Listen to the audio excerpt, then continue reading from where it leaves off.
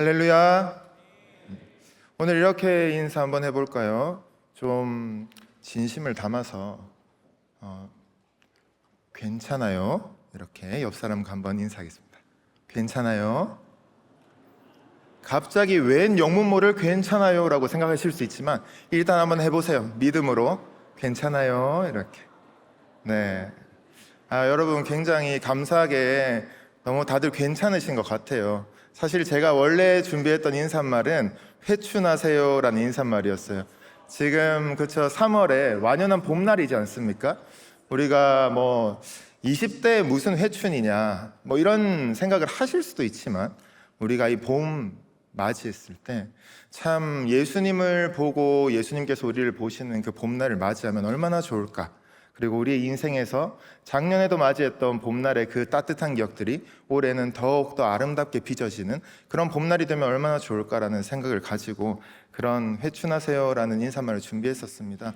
그런데 함께 좀 찬양하면서 또 기도하는 가운데 오히려 그냥 괜찮아요라고 이렇게 인사하고 싶었어요.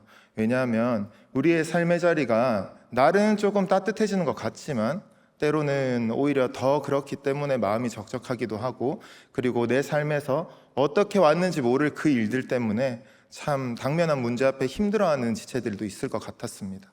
그래서 우리가 좀 하나님 안에서 하나를 이루는 그런 지체로서 함께 그런 마음들을 깊이는 알 수 없지만 같이 나누고 싶은 마음에 괜찮아요라는 인사를 했습니다. 괜찮으시죠, 여러분? 안 괜찮으시면 저를 나중에 찾아오시기 바랍니다. 제가 잘 위로해 드릴게요. 우리 사랑하는 갈릴리와 샬롬의 청년 여러분, 지금 현재 살아가고 계시는 그 삶에 얼만큼 만족하십니까? 좀 이 정도면 충분하다라고 생각하십니까? 아니면 지금보다 좀 더 하나님 믿고 있는데 이왕이면 더 형통하게 살 수 있을까? 좀 더 하나님 잘 믿으면 우리가 형통한 삶으로 나아갈 수 있지 않을까? 교회를 더 잘 섬기고 그리고 형제 우애하고 또 내 삶의 자리에서 최선을 다하면 또 하나님께서 우리에게 더 형통한 길로 이끌어 주시지 않을까라는 생각하게 되지 않습니까? 왜냐하면 우리가 믿는 하나님 어떤 분이십니까? 온 우주의 창조주시고 지금도 만물을 다스리는 분이지 않습니까? 그런데 우리가 하나님을 아무리 잘 믿는다고 하여도, 그리고 그 앞에서 아둥바둥 하여도 때로는 오히려 잘 믿지 않는 것 같은, 혹은 하나님을 모르는 주변 사람들이 더 형통해 보이기도 합니다. 형통이라는 단어를 들으시면 사실 오늘 제목인 외면이라는 이 말과는 굉장히 대비가 되죠. 그런데 형통이라는 단어를 떠올리실 때 어떤 인물이 생각나십니까? 저희 아내는 고넬료가 생각난다고 했는데 잘 먹고 잘 살았기 때문에 고넬료가 생각난다고 그래가지고 제가 되게 한편으로는 재밌기도 하고 당황스럽기도 했습니다. 그런데 여기서 제가 언급하고 싶은 인물은 바로 요셉입니다. 꿈의 사람이라고 더 유명하긴 하지만 우리가 이 전 이집트 국무총리였던 요셉은 바로 형통의 사람이죠. 왜냐? 우리 함께 창세기 39장 2절과 3절을 읽도록 하겠습니다. 창세기 39장 2절입니다. 시작. 여호와께서 요셉과 함께 하심으로 그가 형통한 자가 되어 그의 주인 애굽 사람의 집에 있으니 그의 주인이 여호와께서 그와 함께 하심을 보며 또 여호와께서 그의 범자에 형통하게 하심을 보았더라. 아멘. 이 창세기 39장에서 이 요셉에 대해 형통하였더라라는 말이 3번에 걸쳐서 나옵니다. 계속적으로 하나님께서 요셉과 함께 하셨기 때문에 형통하게 되었고 결국에는 무엇이 되었죠? 바로 애굽의 국무총리까지 되었죠. 그런데 이 생각을 할 때 제가 원래 뭐가 되고 싶었는지 아십니까? 아시죠? 지금 이 타이밍에 제가 여쭤보는 것은 맞습니다. 제가 이 나라의 국무총리가 되고 싶다라고 생각했던 시절이 있었습니다. 참 지금 생각해보면 큰 꿈이었다 이렇게 생각되는데 지금은 이제 한 꿈을 향해서 나아가고 있고, 그런데 이 국무총리를 생각하면서 과연 어떠한 자리 그리고 하나님께서 형통하게 하신다는 것이 우리에게 어떤 의미일까라는 생각을 많이 하게 되었습니다. 이 요셉을 통해서 제가 같이 나누고 싶은 이야기가 형통한 자가 되었는데 여기서 보시면 결국 그의 주인 애굽 사람의 집에 있다라고 나옵니다. 애굽 사람 주인의 집에 있어요. 그러면 그의 신분은 무엇입니까? 종이죠. 그렇죠. 노예입니다. 노예가 되었는데 형통하게 되었더라. 사실 요셉이 뭐 잘못한 거 없지 않습니까? 그냥 꿈 좀 꿨고 그거 얘기했고 낭창하니 얘기하다가 이제 형들의 시기에 의해서 팔려가게 됐던 것이죠. 하나님 앞에서 잘 살아가려고 했으나 그는 결국에는 채색 옷을 입은 아들에서 노예의 신분이 되어버렸어요. 근데 그 자리에서 하나님께서는 형통하게 되었더라 라고 이야기하고 있습니다.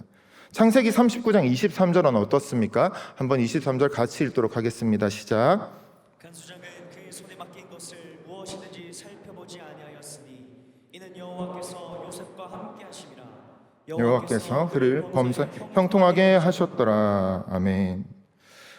여기서는 또 어떻게 형통하게 하셨습니까? 범사에 그를 형통하게 하셨다라고 이야기합니다. 그런데 간수장의 신임을 받고 있다라는 점에서 여러분 이제 한 집의 노예에서 어떤 신분이 되었습니까? 죄수가 되었죠. 너무나도 잘 알고 있는 그런 얘기라서 크게 안 와닿으실 수 있지만 우리가 살아가는데 내가 크게 잘못하지 않았는데 팔려가서 노예가 되고 그래서 하나님께서 그걸 가지고도 내가 너를 노예 중에 1등 노예를 만들어 줬으니까 형통하게 된 거야. 그러니까 이해해. 그리고 거기서도 왜 죄인이 되었습니까? 그 집에서 보디발 장군의 아내가 이 요셉이 너무 훈훈하니까 유혹했지 않습니까? 숨바꼭질하듯 계속 피해 다녔는데 안 돼서 자기 옷을 그냥 던져버리고 뿌리치고 나왔는데 하나님 앞에서 정직하게 살려고 그렇게 애썼는데 눈을 떠보니까 감옥 안에 들어와 있었어요. 그랬는데 하나님께서는 그 가운데서 간수장의 신임을 받아가지고 죄인 중에 1등 죄인, 죄수 중에 최고의 죄수가 되게 하셨다. 그래서 너는 형통하게 된 거야 라고 말씀하시는 것만 같습니다. 참 이렇듯 요셉은 꿈과 형통에 대한 단골 인물로 나오지만 제가 볼 때는 만약에 제가 요셉의 상황이었다면 형통했다라고 보기보다는 사실은 하나님께서 나를 외면하고 계신 건 아닌가라는 생각이 들 것 같습니다. 오히려 하나님 앞에 잘 살아가려고 애썼는데 그 자리마다 결정적인 순간에는 하나님이 모른 척 하시고 결국에 어쩔 수 없이 그곳에 처해 노예의 상황, 죄수의 상황에서 하나님께서 함께 하셔서 그 가운데에서 잘 살게 하셨다. 좀 너무 우리가 믿는 하나님과는 좀 다른 것 같지 않습니까? 그럼에도 우리가 그 자리에서 우리가 당면한 그 순간에 우리 인생의 지금 순간에 혹여나 하나님께서 우리를 외면하시는 것 같다 느껴지시는 분이 계십니까? 혹여 하나님 계시지 않는 것 같다라는 생각이 드시는 분 계십니까? 그럼에도 사랑하는 우리 청년 여러분, 진정으로 하나님으로 인해서 하나님과 함께하기에 형통한 삶 사시길 축복합니다. 그래서 하나님과 동행하는 삶 사시길 진심으로 축복합니다. 우리가 생각하는 형통이 하나님이 생각하시는 형통과 좀 많이 달라 보입니다. 하지만 우리가 진정으로 하나님과 함께할 때 우리가 외면의 자리, 하나님으로부터 세상으로부터 그 어디에서도 우리가 외면당하는 것 같은 그 자리가 오히려 우리에게 은총의 자리가 됨을 경험하게 될 것입니다. 왜냐? 하나님의 외면하심을 경험하는 자리에서 우리는 먼저 직면할 수 있는 힘을 얻게 되기 때문입니다. 저를 한번 따라하겠습니다. 외면의 자리에는 직면의 은혜가 있습니다. 직면이란 것이 무엇입니까, 여러분? 바로 마주 보는 것, 마주하는 것 아닙니까? 지금 이 다윗의 시편 22편에서는 너무나도 하나님께 간절히 구하고 부르짖고 있음에도 하나님이 보이지 않습니다. 응답하지 않습니다. 그럼에도 그 자리에서 우리는 나의 모습을 그리고 내가 믿는 하나님이 어떤 분이신지를 바로 마주하게 되는 은혜가 있다는 것입니다. 한번 22편 1절 2절을 함께 읽도록 하겠습니다. 시작. 내 하나님이여 내 하나님이여 어찌 나를 버리셨나이까? 어찌 나를 멀리하여 돕지 아니하시오? 내 신음소리를 듣지 아니하시나이까? 내 하나님이여 내가 낮에도 부르짖고 밤에도 잠잠하지 아니 응답하지 아니하시나이다. 이 구절을 읽을 때마다 참 너무나도 마음이 저릿저릿해지는 것 같습니다. 저도 하나님을 향하여서 그렇게 부르짖을 때 늘 응답하셨던 것이 아니었고 특히 청년의 시기에 하나님께 저의 어떤 진로와 상황과 그리고 리더로서 우리의 영혼들을 품으며 애타는 마음으로, 그렇게 애끓는 마음으로 저를 위한 기도가 아닌 것 같은데 그렇게 했었는데도 하나님께서 오히려 외면하시는 것 같은 그런 자리들, 그런 경험들을 하면서 이 시편 22편이 저에게는 조금 더 저릿저릿하게 다가오게 되었습니다. 여기서 다윗은 하나님의 침묵에 대해서 이야기하게 되는데, 내 하나님이여 내 하나님이여 이렇게 끓어오르는 간절함을 가지고 부르짖고 있습니다.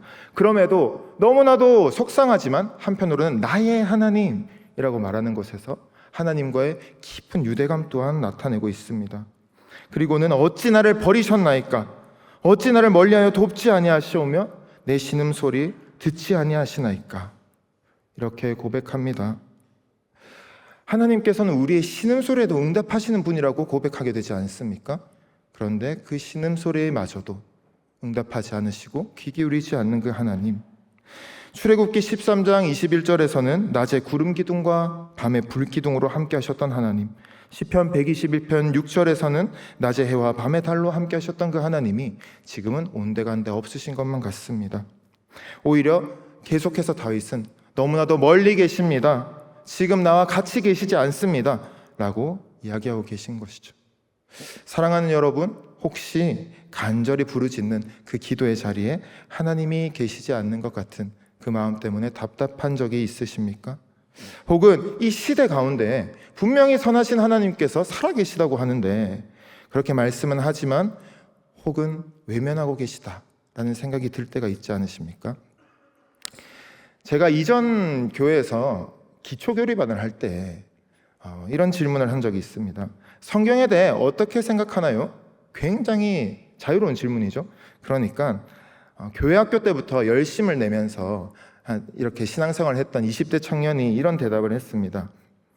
하나님께서 우리를 정말로 사랑하신다고 하면서 성경을 왜 이렇게 어렵게 쓰셨는지 잘 모르겠어요. 하나님의 뜻을 다 담아서 우리를 위해서 주셨다고 하지만 이왕 주실 거 좀 더 쉽게 주시고 그리고 잘 알아듣게 재밌고 명확하게 알 수 있도록 주셨으면 너무 좋았을 텐데 이렇게 어렵고 좀 두껍게 말씀하시니까 뭐 이거 하나님 마음 알아라는 거예요? 몰라라는 거예요? 약간 별로 안 사랑하시는 거 아니에요? 라는 질문을 했던 적이 있습니다. 여러분은 어떻게 생각하십니까? 어떤 생각이 드십니까? 참 함께 하던 그 청년들에게 좀 공감을 많이 얻었던 그런 말이었습니다. 우리가 큐티를 할 때에도 그쵸, 이거 펴는 거 어렵죠, 그쵸? 펴는 거 어렵고 그래서 제가 밤에 잘 때 그럼 펴놓고 자라, 우리 그렇게 해보자. 그래서 일어나서 눈만 가져가자 라고 하는데 어렵다고 합니다. 그래서 내가 무엇이 어려운가 라는 것에 대해서 저는 아직도 굉장히 신비스러운 그런 마음을 갖고 연구의 대상이다라고 생각하는데, 제가 열심히 연구할 테니까 저와 함께 이 연구에 동참해 주시면 좋겠습니다. 우리가 이렇듯 이 성경을 보는 것 자체가 어렵고 이 성경을 보면서 하나님의 뜻을 깨닫는 것도 있지만 사실은 다 몰라서 오히려 답답할 때도 있다는 것이죠. 그런 어떤 모든 자리에서 하나님을 알고자 애쓰고 기도하고자 애쓰고 섬기고자 애쓰고 그럼에도 우리의 기도에 응답하지 않으시는 것 같은 그때, 혹은 왜 나에게 이런 일이 생길까? 라는 질문에 대해서 대답하지 못하는 그때 여러분은 어떤 마음이 드십니까? 정말로 하나님 사랑이시다라는 마음이 먼저 드십니까? 너무나도 저는 속상하고 너무나도 애타는 마음이 더 컸던 것 같습니다. 그런데 오늘 다윗은 이어서 3절에서 이렇게 고백하고 있습니다. 3절 함께 읽도록 하겠습니다. 시작. 이스라엘의 찬성 중에 계시는 주여, 주는 거룩하시니이다. 아멘. 이 3절은 역접 접속사로 이어지는데 여기서는 이스라엘의 찬송 중에 계시는 주여 라고 나오지 않습니까? 그런데 사실은 그러나 이스라엘의 찬송 중에 계시는 주는 거룩하시니이다 라고 되어 있습니다. 결국 앞에서 나는 너무나도 속상하고 애타고 하나님 왜 안 만나주십니까? 왜 점점 멀리 하십니까? 라는 그런 부르짖음, 정말 애끓는 고통을 토로하면서도 한편으로는 그렇게 기도하는 자리에서 이스라엘의 찬송 중에 계시는 주여, 그럼에도 주여 주님은 거룩하십니다 라고 고백하고 있습니다. 이스라엘의 찬송을 받기 합당하신 분이 나의 하나님이십니다. 비록 나에게 밤낮으로 부르짖음해도 응답하지 않는 것 같으시고, 그리고 아무리 애쓰고 정말로 그 고난의 가장 어두운 자리, 침묵의 바위에 부딪히는 그 자리, 그 순간에 처해 있는 것 같지만 그래도 주님은 거룩하십니다 라고 고백하고 있는 것입니다. 나의 상황과 관계없이, 나의 경험과 관계없이, 나의 상태와 전혀 무관하게 하나님은 늘 거룩하신 분이다 라고 말씀하고 있는 거죠. 사실 우리가 우리 삶에서 하나님이 계신 것 같지 않은 순간들이 꽤 많이 있어요. 그렇죠?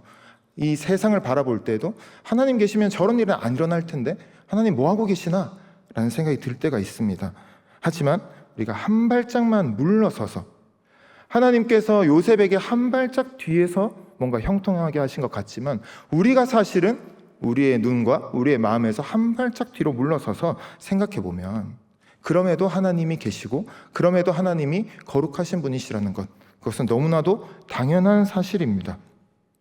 그렇기 때문에 우리가 오히려 이 외면의 자리, 내 마음을 하나님이 다 몰라주시는 것 같은 그 자리가, 그게 기도의 자리라면 오히려 우리는 하나님을 더 깊이 만날 수 있는 자리라는 것입니다. 결국 내가 어떤 자인지 충분히 알게 되고, 그리고 내가 지금 힘든 상황을 충분히 마주할 수 있고 직면해 낼 수 있고, 왜냐?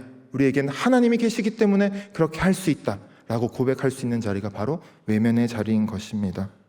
결국 그래서 외면의 자리는 하나님을 더 가까이 할 수 있는, 그리고 마주할 수 있는 은총의 자리입니다. 나의 진실된 모습으로 주님을 찾으실 때 진정한 은혜가 누리는 그러한 하나님의 은혜가 임하는 여러분 되시길 진심으로 축복합니다. 하나님을 바로 보기 위해서, 직면하기 위해서, 나의 상황과 그 가운데 하나님께서 살아계심을 직면하기 위해서 우리는 하나님께서 베푸신, 우리에게 베푸신, 우리 삶에 역사하신 그 은혜를 기억해야 합니다. 저를 따라하겠습니다. 외면의 자리에는 기억의 은혜가 있습니다. 기억의 은혜, 무엇을 기억해야 합니까, 여러분? 우리는 먼저 믿음의 조상들, 믿음의 선조들에게 베푸셨던 그 하나님의 구원 역사에 대해서 기억을 해야 합니다. 4절과 5절을 함께 읽겠습니다. 시작. 우리 조상들이 주께 의뢰하고 의뢰하였으므로 그들을 건지셨나이다. 그들이 주께 부르짖어 구원을 얻고 주께 의뢰하여 수치를 당하지 아니하였다. 아멘. 여기서 다윗은 너무나도 힘들지만, 너무나도 애타지만, 하나님이 안 계신 것 같지만 그럼에도 그 기도의 자리에서 결국에 주님은 거룩하십니다 라고 하면서 나의 선조들에게 베푸셨던 하나님의 은혜, 결국 그 애굽 땅에서 하나님께서는 건져내시고 아무런 희망도 없고 아무런 꿈도 없었던 그 자리에서 우리를 살려내신 그 하나님을 기억해야 된다라고 이야기합니다. 그러면서 5절에서는 의뢰하였다, 그리고 4절에서도 계속 의뢰하였다라는 말을 3번에 걸쳐서 반복하고 있습니다. 이 의뢰하다, 의지하다라는 것은 결국 주님은 자신을 의지하는 자를 구원하신다라는 말을 전제하고 있는 것입니다.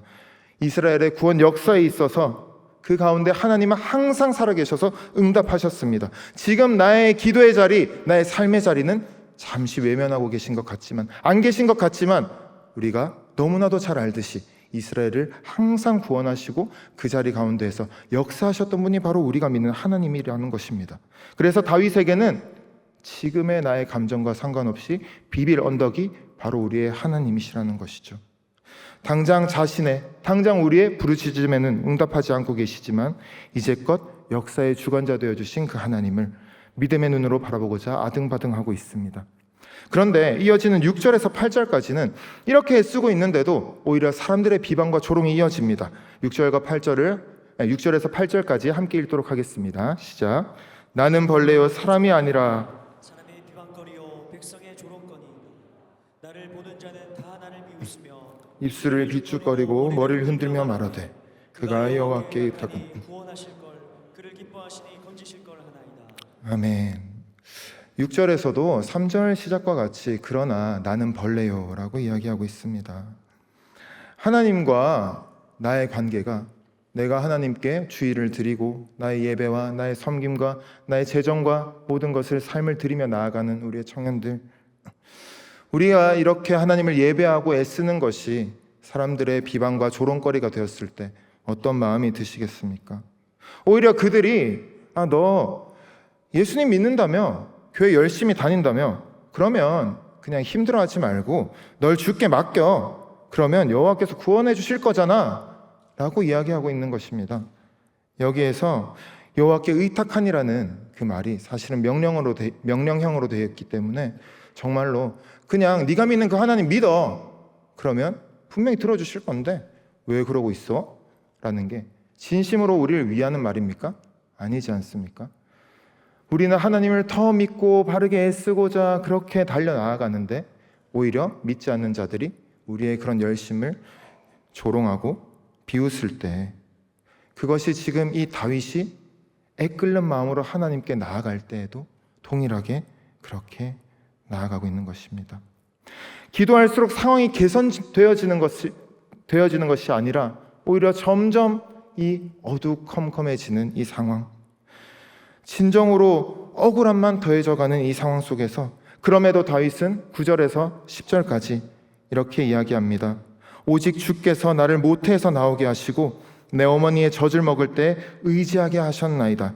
내가 날 때부터 주께 맡긴 바 되었고 모태에서 나올 때부터 주는 나의 하나님이 되셨나이다. 아멘. 참 여러 가지 마음이 드는 구절이 아닐 수 없습니다. 하나님을 믿고 하나님께 기도하는 이 다윗, 그럼에도 주변에서는 더 기도해. 네가 기도 좀 부족한 거 아니야? 아니면 하나님 앞에 잘못한 거 아니야? 라고 말하는 이 자리, 얼마나 억울하겠습니까? 저에게도 그런 기억이 하나 있습니다. 제가 20대 중반이었을 때인데 제가 서울에서 학교를 다니다가 방학이 되어서 잠시 집에 내려갔던 때였습니다. 저는 당시에 정말로 하나님의 꿈을 위해서 제가 목숨 걸고 헌신할 수 있는 그런 영역을 보여주시옵소서라는 기도를 수년 이상 계속적으로 열심히 간절하게 기도하고 있었습니다. 그리고 그때에는 심지어 새벽 예배를 아마 3년 정도 빠지지 않고 어떤 일이 있어도 그 새벽 제단의 자리를 지켰던 그 시간이었습니다. 그럼에도 어떻게 살아야 할지 모르겠고 무엇인가 건드리면 어느 정도는 되는데, 그리고 흥미있는 건 많은데 그래서 뭘 해야 합니까? 라고 계속적으로 질문만 하게 되었던 그 시기, 결국에는 제가 이것 좀 해보면 될까? 라고 해서 신림동 가서 공부도 해보고 강남역 가서 공부도 해보고 그랬지만 결국 돌아왔던 것은 하나님, 이것보다는 정말로 하나님의 마음을 같이 나눌 수 있는 너무나도 좋은 어떤 그런 꿈이 필요합니다 라는 마음이었습니다. 왜냐하면 어떤 많은 돈도 어떤 권력도 저에게는 큰 꿈이 되지 못했기 때문입니다. 그런 자리에서 집에 내려갔을 때 어머니께서 이런 말씀을 하셨습니다. 기억 못 하실 텐데 저에게 회중아, 너가 기도를 좀 더 해봐야 되지 않겠니? 속으로 어떻게 더 할 수 있을까라는 마음이 드는 그런 상황이었습니다. 그래서 어머니께 저 진짜 기도 열심히 하고 있어요 라고 말씀드렸더니, 그래 열심히 하고 있는 거 아는데 그래도 좀 더 간절하게 더 열심히 기도해봐야 되지 않겠니? 라는 말로 돌아왔을 때 참 제 마음이 그 어느 때보다 좀 추웠던 그런 기억으로 남아 있습니다. 참 하나님의 꿈을 위해서 살아가고 애쓰는 그 자리에서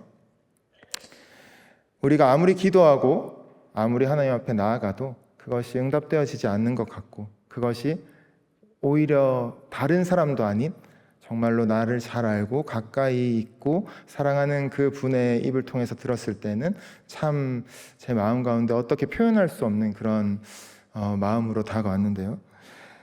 이 다윗의 마음이 이것보다 더 심하면 심했지 더 작지는 않을 것 같습니다.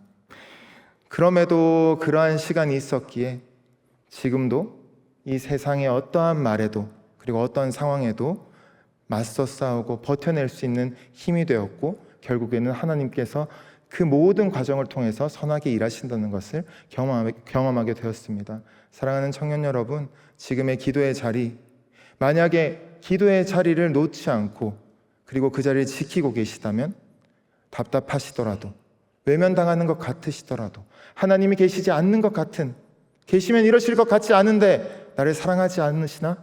라는 마음이 들지언정 그 자리를 계속 한번 찾아가 보십시오. 지켜보십시오. 그러면 분명히 하나님께서 그 어떤 것으로도 살 수 없고 얻을 수 없는 정말 진한 그리스도의 사랑을 여러분에게 전해주실 것입니다.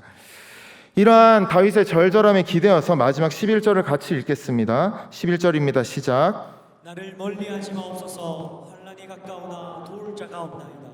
아멘. 결국 하나님의 외면하심 앞에서 하나님을 바라볼 때 우리는 다시금 기도의 자리로 나아가게 됩니다. 저를 한번 따라하겠습니다. 외면의 자리에는 기도의 은혜가 있습니다. 기도의 은혜가 있습니다.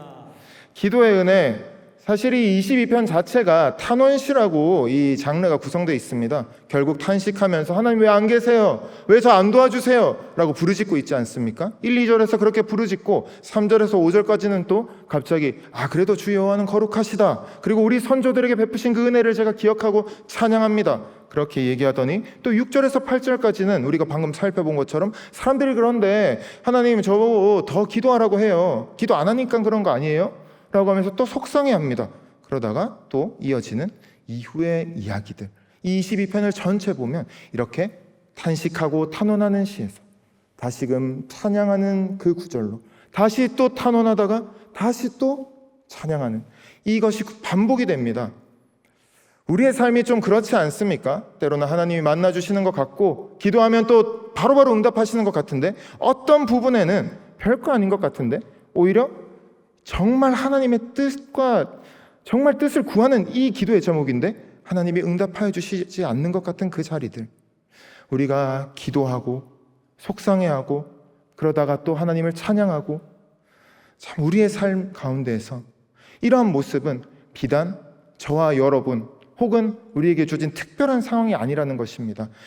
하나님의 마음에 가장 합하였던 하나님의 마음을 기쁘시게 했던 그 다윗 왕조차도, 그 다윗조차도 늘 하나님 앞에서 늘 기쁘고 춤추기만 했던 것이 아니라 가장 힘든 그 순간에 탄식하며 하나님께 의뢰하고 또 그러다가 찬양으로 감사를 고백하고 그러다가 또 그럼에도 너무 힘듭니다 라고 또 탄식하는 그 모습을 통해서 우리는 어떠한 것을 깨달을 수 있습니까? 바로 기도의 자리, 우리가 오히려 힘들 때에 외면당하는 것 같은 그때 기도의 자리에 계시다면, 그 자리를 지킨다면 분명히 하나님께서는 우리에게 이전에 베푸셨던 하나님의 은혜를 기억하게 하실 것이고 그 힘으로 살아내게 하실 것이고, 어차피 누군가에게는 주어져야 할 그 상황들을 우리가 하나님 안에서 그리스도 예수 안에서 믿음으로 승리하여 나아갈 수 있다라는 마음을 주신다는 것입니다. 우리가 이 기도의 은혜 결국에는 어디서 가장 깊게 나타납니까? 예수님의 기도. 다른 기도 아니라 마태복음 27장 46절에서 보시면 엘리 엘리 라마 사박다니, 십자가에 달리셔서 그렇게 탄식하시고 부르짖으셨던 그 예수님의 기도가 바로 이 시편 22편 1절의 기도와 닮아 있습니다. 아니, 어떻게 보면 예수님께서 이 시편을 외우고 그리고 힘드셨던 그 모든 자리에서, 자신을 외면하고 철저하게 버려지신 그 모든 자리에서 오히려 새벽 한적한 곳으로 그 미명에 나아가셔서 기도하실 때 이러한 기도를 하시지 않으셨을까 생각하게 됩니다. 사랑하는 여러분, 우리가 어떤 상황, 어떤 자리에 있든지 하나님을 바라볼 수 있는 은혜가 우리에게 있길 간절히 소망합니다. 그래서 하나님께서 우리에게 주신 그 은혜를 기억할 수 있는 은혜가 있기를 소망합니다. 그리고 그렇게 기억할 수 있는 자리에서 기도의 자리로 나아갈 수 있는 은혜가 있기를 간절히 소망합니다. 지난주에 북한 뮤지컬 고요한 땅에 들리는 예배자의 소리는 멈추지 않는다를 우리 갈릴리 그리고 샬롬 몇몇 지체들이 같이 함께 공연을 올리지 않았습니까? 함께 그 자리에서 이전부터 늘 느꼈던 우리 북녘 땅의 동포들에게 왜 그곳에는 하나님이 계시지 않으실까? 우리가 그들을 위해서 많이 기도하는데, 눈물로 기도하는데, 지난주에도 함께 모여서 그렇게 애타게 기도하는데 우리의 기도의 분량이 적어서일까? 아니면 하나님이 왜 그런 안타까운 상황을 방치하고 계실까라는 고민을 하게 됩니다. 하지만 하나님이 과연 힘이 없으셔서 그러실까요? 아니면 사랑하지 않으셔서 그러실까요? 예수님께서 십자가에 달리셔서 부르짖으셨던 나의 하나님 어찌하여 나를 버리셨나이까? 라는 그 고백, 그 어찌하여 라고 탄식하시는 그 고백, 우리에게도 있지 않습니까? 하나님, 지금 제 상황, 저를 볼 때 어찌하여 저를 이렇게 내버려 두십니까? 하나님 사랑하고 하나님 더 만나고자 애쓰는데 어찌하여 주변 사람들이 더 잘 되는 것 같고 저는 아직도 이 자리에 머물러 있는 것 같습니까? 하나님, 왜 하나님을 사랑하고 그 마음 더 알고자 애쓰는 그 기도에도 어찌하여 왜 답을 주시지 않습니까? 라는 고백이 있지 않으십니까? 그 어찌하여를 사실은 우리 예수님께서 십자가에서 우리의 모든 어찌하여의 고백들을 자신의 몸 안에 고스란히 담아서 찢기셨다는 것입니다. 그 자리에서 하나님은 어디 계셨습니까? 그 십자가에서 예수님이 죽으실 때 그렇게 비통해하시며 조롱당하시며 생을 마감하실 때 성부 하나님, 아버지 하나님은 어디 계셨습니까? 그 자리가 바로 아버지 하나님이 어디에도 존재하지 않으시는 것 같은 가장 어두운 자리가 아닙니까? 우리 성경의 가장 한가운데 생명이 피어나는 영원한 생명이 주어지는 자리이기도 하지만 사실은 아버지 하나님이, 우리의 하나님이 어디에도 계시지 않은 것 같은 그 자리가 바로 십자가의 자리입니다. 그 자리에서 우리 이사야 52장 13절에서는 이렇게 이야기하고 있습니다. 보라, 내 종이 형통하리니 받들어 높이 들려서 지극히 존귀하게 되리라. 아멘. 내 종 예수님 아닙니까? 예수님께서 형통하게 된다. 근데 그것이 받들어 높이 들려 올라갈 것이다. 십자가에 들려 올라가신 그 예수님의 그 모습이 형통이라 말할 수 있겠습니까? 하지만 그러한 사랑, 아버지가 자기의 아들이 죽어가는 그 모습, 조롱당하는 그 모습을 두 눈을 똑똑히 뜨고 구해줄 수 있는데도 지켜보고만 있어야 하는 그 절절한 자리, 신음에도 조금만 힘내라 라는 말조차 할 수 없이 그렇게 침묵하시는 그 자리가 바로 십자가의 자리입니다. 사랑하는 여러분, 외면은 고난의 가장 어두운 신비입니다. 그래서 별이 가장 밝고 빛나게, 아름답게 빛나게 해줍니다. 신자인 저와 여러분에게 하나님은 참으로 선하신 분이시고 사랑 그 자체이십니다. 그렇기에 당장 우리 눈앞에 하나님의 얼굴이 보이지 않더라도, 또는 하나님의 손길이 느껴지지 않더라도, 그럼에도 하나님께서는 저와 여러분을 사랑하시고 분명히 붙들고 계시다는 그 믿음을 가지시길 소망합니다.